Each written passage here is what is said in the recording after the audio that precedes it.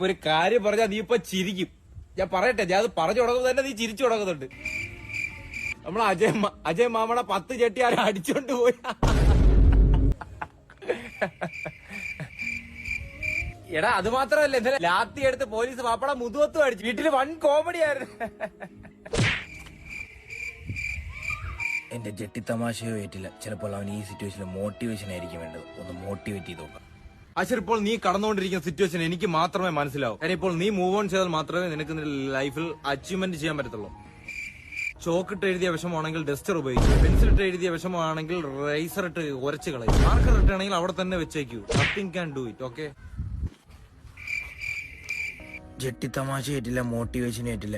എന്തേലും ഒന്ന് ആക്റ്റീവായിട്ട് പറയണ ആശ്രയം ഒന്ന്. നീ രാവിലെ വന്നിട്ട് പറഞ്ഞ തമാശ കേട്ടിട്ട് ഞാൻ വീണ്ടും ജീർണിച്ചു പോയി. രണ്ടാമത് എന്നെ മോട്ടിവേറ്റ് ചെയ്തു. ഉള്ള കോൺഫിഡൻസ് എന്റെ പോയി. ഒരു 3 ദിവസം മാറുന്നില്ല. ഞാൻ നേരെ നിന്റെ അടുത്തോട്ട് വരാം.